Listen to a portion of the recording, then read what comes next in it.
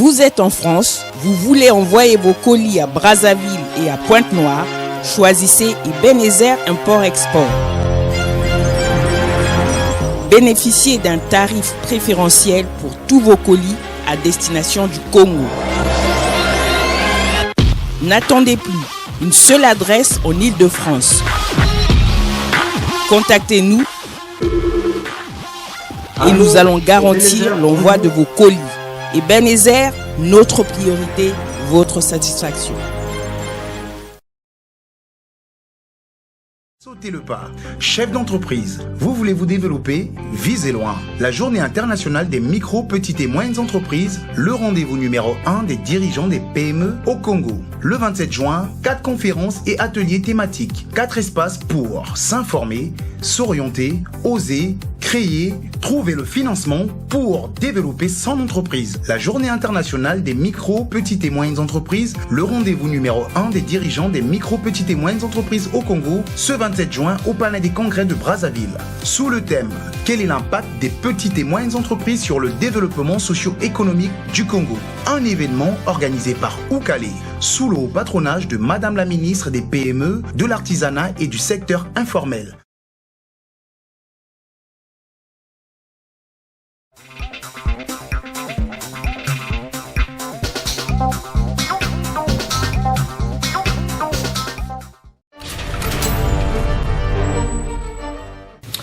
Voilà, mesdames, messieurs, vous êtes donc bien sûr sur Ziana TV. C'était un entretien spécial avec Mathias Nzon. Nous abordons les questions d'actualité concernant le Congo. Vous avez déjà abordé, monsieur Nzon, la partie concernant la CEMAC. La CEMAC aujourd'hui pâtit de la situation congolaise. On sait aussi que le Gabon ne se porte pas très bien. Déjà, quelle lecture déjà au niveau sous-régional par rapport à cette question liée non seulement au franc CFA, mais aussi à la conjoncture économique? Oui, bon, le franc CFA, ça on va en parler, ça n'a rien à voir là-dedans. Tout le problème de la CEMAC, c'est un problème de crise économique des pays. Au départ... C'est une crise conjoncturelle ou structurelle finalement? À la fois conjoncturelle et structurelle. D'accord. Au départ, lorsque la situation a commencé à décliner, l'alarme est venue des chefs d'État qui se sont retrouvés au Cameroun et invité le Fonds monétaire à tout faire pour les aider. Le Fonds monétaire a posé les conditions et a mis en place des programmes d'aide budgétaire à tous ces États. Sauf un seul pays n'a pas bénéficié, il s'appelle le Congo-Brazzaville. Parce que le Congo n'a pas été en mesure de remplir les conditions édictées par le Fonds monétaire. Les autres ont bénéficié de ça. Dans le Gabon, bien sûr. Le Gabon, c'est des problèmes internes qui entraînent la crise économique. Mais le nôtre n'a pas du tout obtempéré aux propositions du Fonds monétaire, si bien qu'il n'a pas bénéficié d'aide budgétaire. Aujourd'hui, il se débat pour bénéficier de ça. Mais le Fonds monétaire a posé 3 conditions essentielles. 1, il faut faire l'audit de la gouvernance. Et essentiellement, les centres de production des revenus de l'État, c'est-à-dire le pétrole. La SNPC est autour de ça. Mais le président de la République refuse l'audit de la SNPC en disant que c'est lui. Vous voulez que le Fonds monétaire fasse quoi? Il faut auditer ce qui se passe. Nous ajoutons la douane, au port de Pointe-Noire, au Trésor, aux impôts, auditer tout ça pour savoir qu'est-ce qui se passe, pourquoi l'argent ne rentre pas au Trésor. Le Fonds monétaire l'a posé. Il faut auditer les centres de consommation des revenus de l'État, essentiellement les grands travaux. Les grands travaux. Ils ont lancé des grands travaux qui ont coûté extrêmement cher, mais sur le terrain, vous ne voyez pas ces travaux. Mais cet argent qui est sorti a servi à quoi? Il faut auditer cela. La peur, c'est quoi? Mais les placements ronflants dans les paradis fiscaux, à travers le monde entier. C'est pas cet argent? Le Fonds monétaire pose ça. Et ensuite, le Fonds monétaire dit, bon, il faut un apaisement, il faut recréer les conditions, il faut restaurer la crédibilité, la transparence dans la gestion. Restaurer la crédibilité et la transparence, c'est résoudre la crise interne au niveau politique. C'est-à-dire reconstruire le consensus national. Et ça, le président Sassou est incapable d'arriver à ce niveau-là. C'est-à-dire convoquer un dialogue dans le pays, mettre fin définitivement à la guerre du Poul, convoquer un dialogue dans le pays, et en ce moment-là, régler tous les problèmes, y compris la guerre du Poul, y compris les problèmes qui se passent dans tous les autres départements, qui sont aujourd'hui quasiment tous sinistrés. Voilà le vrai problème. Si ces problèmes sont réglés, si on en arrive là, il n'y a pas de raison que la communauté internationale ne nous aide pas. Mais aujourd'hui, on n'en est pas là. Même quand on parle de l'accord, il va y avoir un accord le 5 juillet, tout ça. Moi, ça me fait rire. Est-ce que ces conditions de base ont été remplies? L'accord le 5 février, est-ce que ces conditions ont été remplies? Même si le Fonds monétaire, pour dire, bon, quand même, le Congo est un pays membre, on va quand même l'aider, ce sera un coup d'épée dans l'eau. C'est un effort de perdu, parce que ce pouvoir-là, ce gouvernement n'est pas capable de le faire. Parce que la base n'a pas été réglée. L'hémorragie financière va continuer. Alors, à quoi servira le programme? Ils seront incapables de le gérer.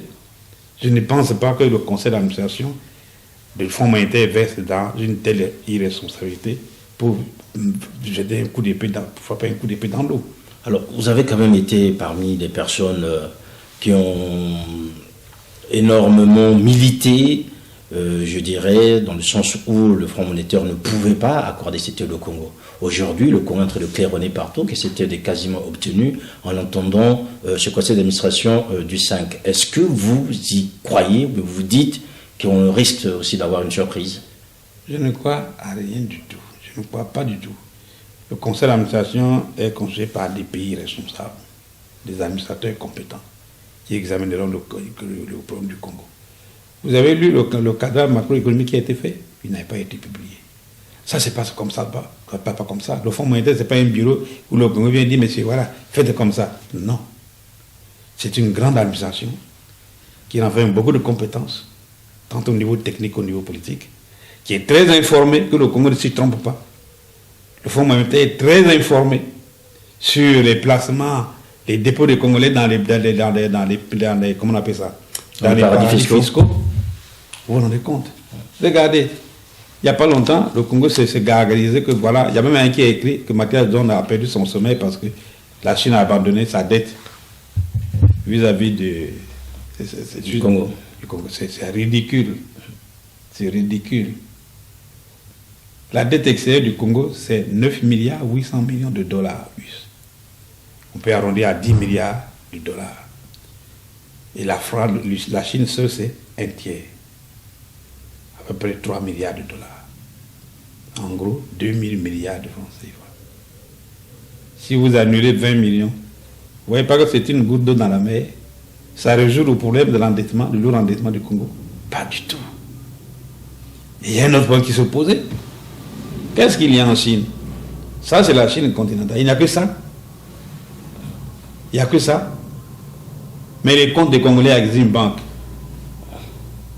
j'ai souvent dit que ces comptes-là sont ronflants et leur solde global excède largement toute la dette extérieure du Congo. On ne prend pas les autres pays pour les imbéciles. Vous avez beaucoup d'argent, vous voulez que nous, on vous annule la dette. Vous faites quoi de votre argent? Comment des Congolais peuvent avoir des milliards de dollars dans leur compte? Ils ont eu ça où? Un individu congolais, même s'il est ministre, enfin, entre nous, franchement.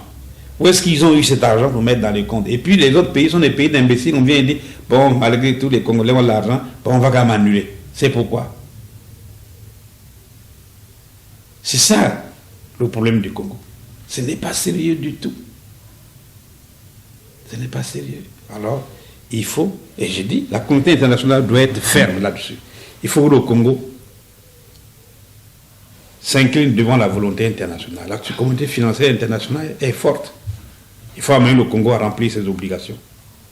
Remplir ses obligations, c'est restaurer la crédibilité et la transparence dans la gestion. Rapatrier les énormes sommes d'argent placées dans les paradis fiscaux. Et je vous assure que le Congo n'aura même plus besoin de programme avec le Fonds monétaire.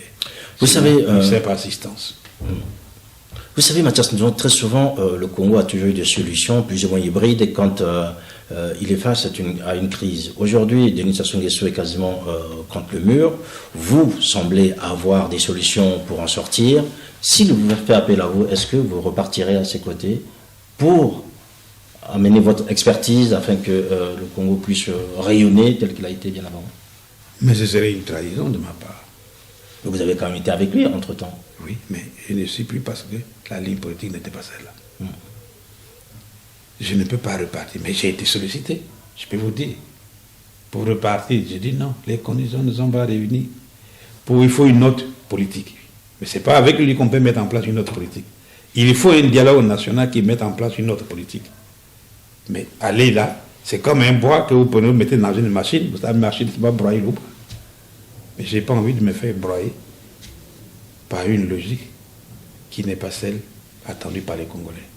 La logique attendue par les Congolais aujourd'hui, c'est de sortir de cette crise, de pouvoir manger, de pouvoir se vêtir, circuler librement. Vous, du côté de l'opposition, qu'est-ce que vous avez à leur dire aujourd'hui, ces hommes et ces femmes qui sont quasiment désespérés? Est-ce qu'il faut attendre que Denis Sassou Nguesso parte de lui-même, ou bien faut-il le faire partir, ou bien en se disant, on met les mains sur la tête et puis on attend que, je dirais, la Providence puisse venir à notre aide?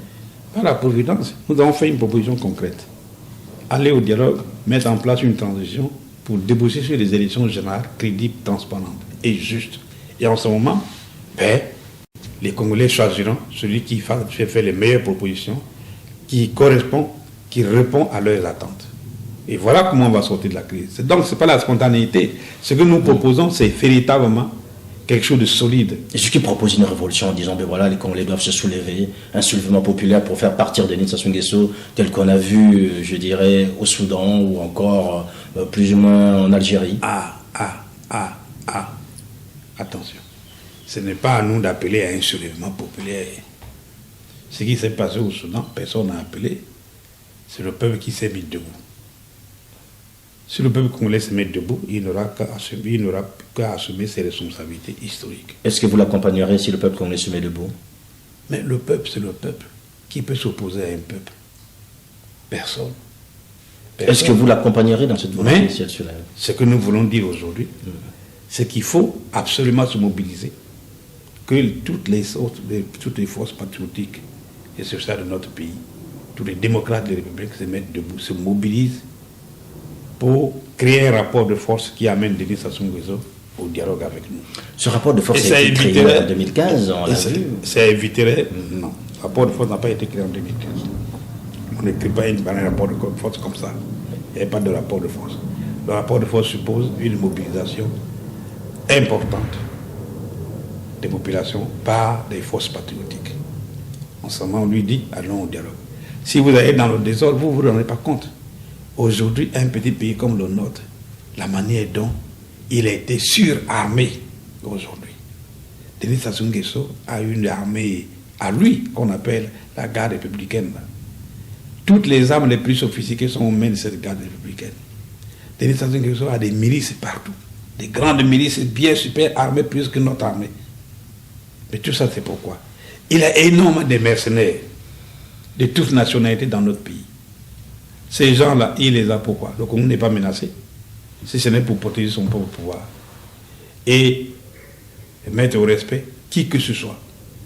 Alors, toute violence amènera à un bain de sang dans notre pays. C'est ce que nous ne voulons pas. Les Congolais ont déjà tout payé de leur vie à cause de la politique. Alors il faut en sortir sans casse matérielle et humaine. Et pour sortir de là, sans casse matérielle et humaine, il faut nécessairement aller au dialogue. Et c'est profitable pour tous, y compris pour lui-même, Denis Sassou Nguesso. Donc vous appelez les Congolais à attendre? Non, c'est maintenant qu'il faut se mobiliser pour l'obliger à venir au dialogue.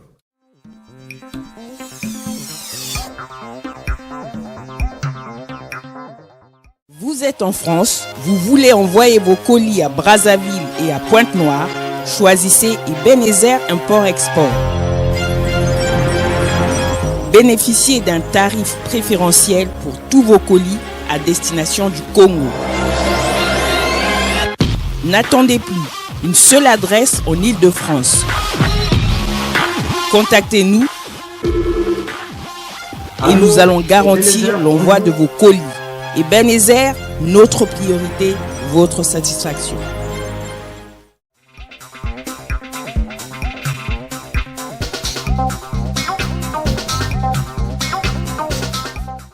Voilà, mesdames, messieurs, toujours sur Ziana TV, bien sûr. C'était un entretien spécial avec M. Mathias Ndjon, président du collectif des partis de l'opposition congolaise et président de l'UPRN. M. Ndjon, je voudrais exercer un droit de suite, puisque vous n'avez pas répondu à ma question. Je me disais tout à l'heure, est-ce que si le peuple congolais se levait, vous serez à ses côtés afin de l'accompagner dans cette démarche? Mais Le problème, la réponse va de soi. Aujourd'hui, un patriote, un démocrate, un républicain ne peut pas se mettre face au peuple. Il ne peut qu'accompagner son peuple dans ce qu'il veut. Donc, par conséquent, nous ne sommes pas des opposants au peuple congolais, au contraire. Nous sommes les gens du peuple et nous sommes les exécutants du peuple congolais. Voilà, un exécutant du peuple congolais. Vous allez aussi nous dire sans doute votre avis. La diaspora, vous la connaissez très bien. Vous êtes très souvent ici à Paris. Vous rencontrez certains de ces leaders. Vous avez sans doute appris la mise en place d'un gouvernement de combat porté par M. Makome et M. Moudilou. Qu'en avez-vous pensé, Mathias Nzon? Vous voyez, j'ai ri, c'est une blague. Ah bon? Oui, et aux blagues, on dit rien. Voilà, vous pensez toujours que la diaspora, elle est toujours un peu dans des jeux enfantins par rapport à la situation du pays? Est-ce que c'est parce que c'est des gens qui sont coupés de la réalité? Ou bien c'est des gens qui veulent se positionner pour vous? Il faut réfléchir, il faut que la diaspora s'organise, qu'elle sache. Et vous le dites souvent que la diaspora s'organise, mais jusqu'à aujourd'hui... J'ai souvent appelé oui. La diaspora à s'organiser. J'ai tenté de l'organiser, malheureusement je ne vis pas ici, je suis au Congo. J'ai tenté de l'organiser, malheureusement ça n'a pas donné les résultats escomptés. Mais il ne faut pas perdre espoir, mais il faut que la diaspora s'organise, qu'elle sache qu'est-ce qu'il faut pour notre pays. Notre pays n'a pas besoin d'un gouvernement en exil qui ne sait strictement rien. Ça ne fait même pas peur à Sassou. C'est ça qui ne sert strictement à rien. Et ça vient de qui? Makome. Mon petit frère qui est en Suisse, là. Oh, c'est des histoires. Écoutez, je pense que chacun de nous a le droit de blaguer, de dire ce qu'il a vu, mais ça ne concerne pas la diaspora. Est-ce que la situation incite aux blagues telle qu'on la connaît aujourd'hui? Justement, il ne faut pas blaguer. Il ne faut pas blaguer du tout. On se réveille, on a bien mangé, on se réveille un bon matin, on dit, bon, moi, je me proclame président de la République du Congo. Ça ne sert strictement à rien. Tout le monde peut le dire, hein. Même les petits-enfants peuvent le dire, oui, moi aussi. Je dis, je n'ai pas le droit. Ce qu'il faut aujourd'hui, c'est de regarder froidement la situation dans notre pays, voir quelle est la contribution de la diaspora. Elle doit se construire. Elle doit servir de relais aux cris de cœur du peuple congolais, auprès de nos amis extérieurs. C'est ça, le corps de transmission. Qu'est-ce que le Congo veut aujourd'hui? Le Congo veut aujourd'hui, disons, le peuple veut aujourd'hui que nos amis extérieurs aident plutôt le peuple congolais qu'un pouvoir qui est en train de les massacrer, de les détruire. C'est ça qui est très important. Et comment l'aider? Mais c'est en travaillant avec ces puissances-là que nous arriverons à bénéficier d'une aide réellement profitable à notre peuple, mais pas profitable aux dictatures qui sont en train de massacrer le peuple. C'est ça qui est réel. Le travail de la diaspora, c'est ça. Dans le temps, quand nous étions des étudiants ici, on a réussi à le faire à travers les associations d'étudiants. Pour le Congo, c'était l'AEC. Pour toute l'Afrique, c'était la Fédération du Nord-Afrique Noire, la FENF. Mais ces associations n'existent plus. Alors, il faut s'organiser autrement pour répondre à ce besoin réel de nos compatriotes qui sont à l'extérieur de contribuer effectivement à résoudre la situation de nos différents pays. Ça, c'est très important. Et il faut le faire. Le temps n'est pas perdu. Il est temps de se mettre à réfléchir, de voir comment est-ce qu'on peut construire cet élan pour venir en aide à notre peuple à partir d'ici. La RDC a réussi une transition tant bien que mal. Quelle analyse avez-vous fait? Bon, chaque pays a ses conditions intérieures. Je vais voir ce qui se passe en RDC, mais je suis parfois aussi soucieux, puisque quand même, depuis qu'il y a eu l'élection d'un nouveau président, la nomination d'un premier ministre, il n'y a pas de gouvernement.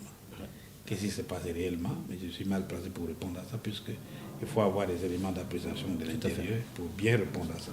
Est-ce que c'est un bon signal pour Brazzaville? On est juste en face. Hein.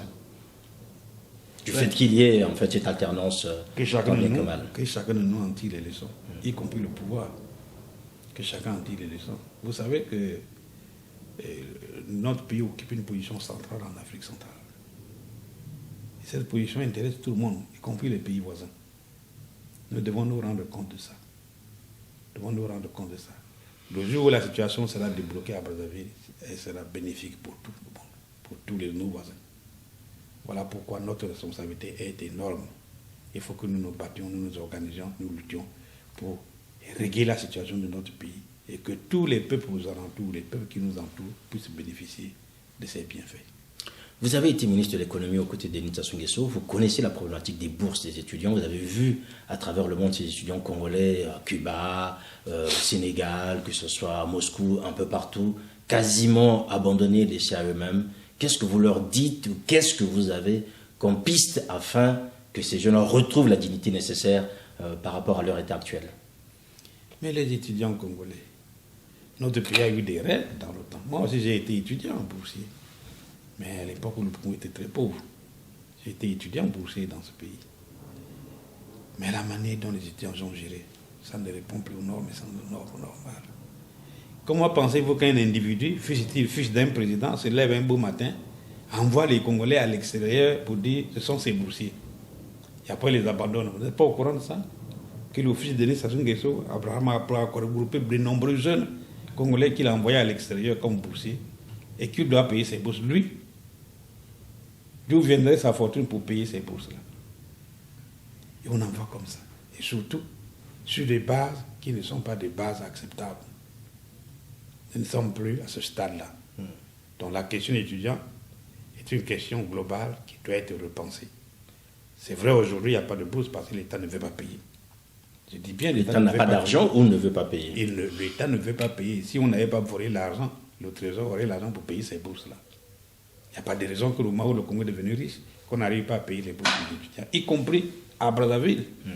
Les étudiants congolais qui sont à l'université de Marien Ngouabi, et à l'université, c'est ça qu'on appelle l'université de Marien Ngouabi, les bourses ne sont pas payées régulièrement. Pourquoi? S'il n'y avait pas de ravages dans des fonds publics, s'il n'y avait pas une malgouvernance du bien de l'État, il n'y avait pas de raison qu'on ne paye pas les bourses des étudiants congolais.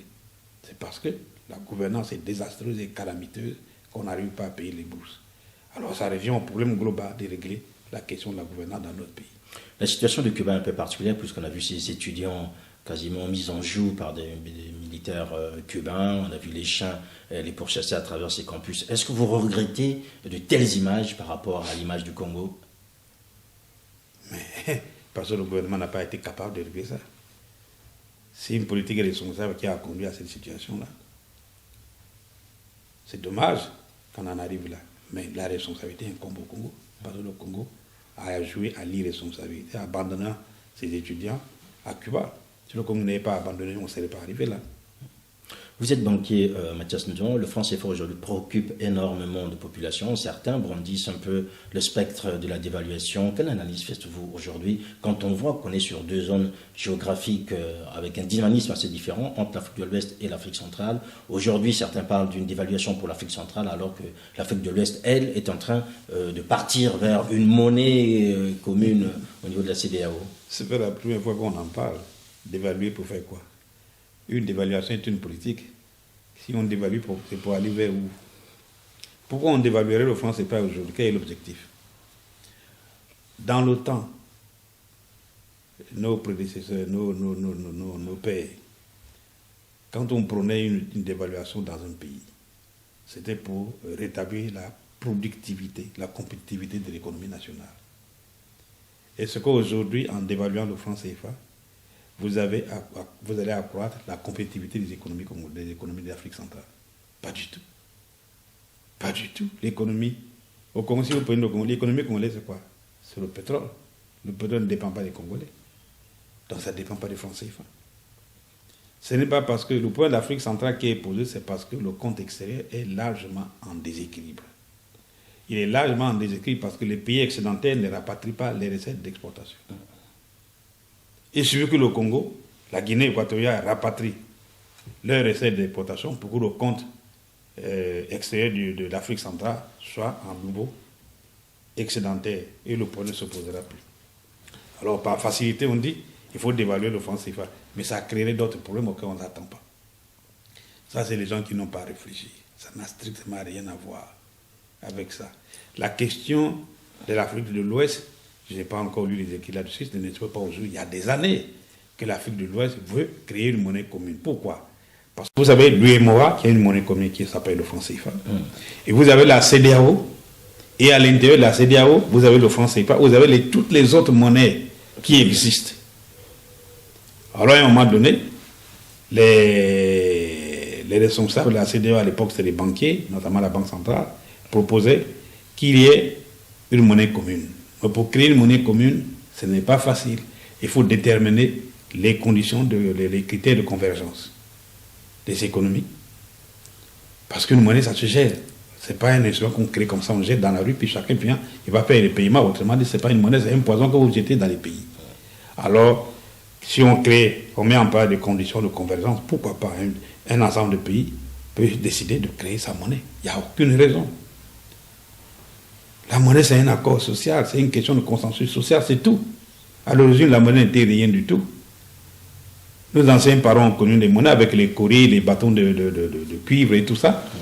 Mais le problème du franc CFA ne se pose pas du tout. Ça, c'est ce qu'on appelle ça des solutions de facilité. Et ceux qui disent sortir du franc CFA, finalement, ça aussi, c'est de la facilité? Mais si quelqu'un veut sortir du franc CFA, il est libre. Aujourd'hui, il n'y a aucune contrainte. Si chacun veut sortir du franc CFA, c'est à lui de sortir du franc CFA. Mais il assumera les conséquences de sa sortie. C'est ça le vrai problème. Conséquences de sortie, pourquoi pas? Une monnaie se gère. Ce n'est pas que vous sortez du franc CFA aujourd'hui. Demain matin, l'inflation atteint 150%, 1000%. Alors, si l'inflation atteint 150%, 1000%, qui va payer? C'est le peuple qui paye. Les gens qui gagnaient 10 000 francs, les 10 000 francs ne représentent plus qu'un centime. Alors, comment va se gérer la question du niveau de vie? C'est ça l'irresponsabilité de nos gens qui parlent souvent du franc CFA sans comprendre. D'évaluer le franc CFA, à quelle fin? C'est pour faire quoi? À quelle fin on va dévaluer le franc CFA? Nous n'avons pas d'économie qui soit compétitive. Quel est l'intérêt de dévaluer le franc CFA? Quel est l'ajustement qu'il faut? C'est une question économique. Il suffit de lire quand même, il y a l'état baissé de l'économie en matière monétaire qui existe. Les gens lisent. Pourquoi? Mais je dis, chaque pays est libre de créer sa monnaie. Personne n'oblige un pays à être dans une monnaie communautaire. Personne. Mais le problème de calculer les avantages et les inconvénients d'une situation par rapport à l'autre. Où est-ce que vous en tirez profit? Où est-ce que vous ne tirez pas profit? Si vous êtes déjà capable de gérer une monnaie nationale avec toutes les conséquences que cela suppose, c'est à vous de faire. Mais sinon, l'inflation. Vous voyez, en face de nous, là, avec le franc congolais en RDC, en une journée, l'inflation peut bondir jusqu'à 50%. Et ça devient la panique. Je me rappelle quand le grand maréchal était là, la planche à billets était mise à contribution et grandement. Et qu'est-ce que vous pensez des pays qui ont une monnaie nationale? Mais en réalité, il y a deux systèmes monétaires. Tous les paiements se font en dollars, alors qu'il y a la monnaie nationale. Et c'est ça que nous poursuivons. C'est pas ça qu'on doit poursuivre. Mettons d'abord de l'ordre dans nos économies. Quand nous aurons des économies réellement solides, des économies réellement compétitives, des économies qui comptent, en ce moment-là, la question monétaire se résoudra tout seul. Voilà, mesdames et messieurs, on arrive quasiment à la fin. Mathias Nzon, parlons maintenant de vous et de l'UPRN. Comment va l'UPRN, votre parti déjà? L'UPRN se porte très bien. Ça fait des années qu'il n'a plus eu d'élu, ça fait des années que l'UPRN attend, je dirais, pour se repositionner. Est-ce que, je dirais, les hommes et les femmes sont prêts pour vous accompagner et, je dirais, reprendre la marche, notamment des urnes? Je peux vous assurer que l'UPRN est toujours debout. Si jusque-là nous n'avons pas d'élu, il y a deux choses. Un, le pouvoir actuel a toujours eu peur d'avoir des élus UPRN, parce que les élus UPRN lui poseraient beaucoup de problèmes dans les assemblées. Deuxièmement, l'UPRN a décidé, tant que la gouvernance électorale sera calamiteuse telle qu'elle est, elle ne perdrait pas son temps à les créer pour ne pas gagner l'élection. Je vous donne toujours un exemple qui me concerne moi-même. En 2012, les militants se sont dit, ah non, quel est ce parti-là, nous devons aller aux élections, on doit aller aux élections. Nous avons dit, mais on va aller aux élections, c'est vrai, mais nous allons perdre l'argent pour rien. Le pouvoir là n'acceptera pas des élus de l'UPRN. Effectivement, nous avons mis beaucoup d'argent. Partout où les militants de l'UPRN étaient élus, ils ont été éliminés. Partout. Et moi-même, face à mon concurrent, j'ai obtenu 87%. 87%. Et on proclame élu celui qui a eu 13%. Est-ce que vous trouvez normal? Ça ne sert à rien de faire ça. Il faut se battre pour une refondation de la gouvernance électorale que de perdre son temps à aller parler aux élections alors que vous savez très bien que ça ne sert à rien. Ça ne sert strictement à rien. C'est comme la dernière élection présidentielle. J'ai dit à des amis, vous pouvez aller aux élections. Je lui ai dit, quand nous étions en Diata, j'ai dit, vous perdez votre temps. Vous voulez accompagner Denis Sassou Nguesso? Allez-y, accompagnez-le. Mais je peux vous dire qu'il y a eu la corruption dedans. Ceux qui ont reçu l'argent de Sassou pour aller à la campagne, ils ont reçu leur argent, ils sont partis. Mais ils l'ont accompagné. Parce que lui n'a pas attendu. Il a dit, je suis élu. J'en ai l'expérience. Je connais comment ça se passe. Donc ça ne sert à rien. Aujourd'hui, le problème fondamental qui doit être posé, ce n'est pas d'aller aux élections. Comme les Tata Mbila sont en train de se préparer pour dire qu'ils vont aller aux élections en 2021. C'est pour perdre leur temps. Ou alors on attend quelque chose de Denis Sassou Nguesso. Bon, merci, vous nous avez accompagnés, voilà votre récompense. Mais si c'est ça, pourquoi faire la politique? La politique, c'est pas ça. On fait la politique pour un idéal. L'idéal, c'est quoi? C'est construire un pays prospère. Ce n'est pas ça, à son propre profit. Donc, la bataille aujourd'hui pour les élections, c'est d'abord la refondation en profondeur de la gouvernance électorale. Après quoi, on peut aller aux élections. Et là, c'est le meilleur qui gagnera. Voilà, en attendant que le meilleur gagne, ma sœur, je vous remercie d'avoir pris le temps. Est-ce que vous aurez sans doute un message à adresser aux Congolais ou aux Congolaises, aux hommes et aux femmes qui nous suivent, qui suivent votre action, qui suivent l'action de l'UPRN et qui suivent aussi ce que vous faites au niveau du collectif des partis de l'opposition congolaise? Oui, mon message est très simple. C'est qu'aujourd'hui, nous ne devons pas perdre confiance. Soyons confiants. L'avenir appartient au peuple congolais. Et c'est en suivant la voie du peuple que notre lutte sera payante. Devons nous mobiliser. Dans notre pays, la question se pose en termes de rapport de force. Le jour où le rapport de force sera réellement établi en faveur du peuple, alors la cause du peuple triomphera. Et les démocrates, les patriotes, les républicains auront fait un travail utile. Mobilisons notre peuple, passons-nous le message utile qu'il faut, alors il sera debout. Je vous assure que le Congo bougera et nous arriverons effectivement à libérer notre pays de la dictature actuelle. Voilà, mesdames, messieurs, merci de nous avoir suivis. Merci à notre invité, M. Mathias Nzon, je rappelle donc, qui est le président de l'UPRN et président du collectif des partis de l'opposition congolaise. Avec lui, on a abordé toutes les questions, peut-être pas toutes, mais enfin, les questions essentielles aujourd'hui qui préoccupent le Congolais sur ces questions politiques, sociales, économiques. Vous avez bien compris la position qui est la sienne et surtout cette demande concernant un dialogue inclusif. Merci de nous avoir suivis. Portez-vous bien, le programme continue. Au revoir.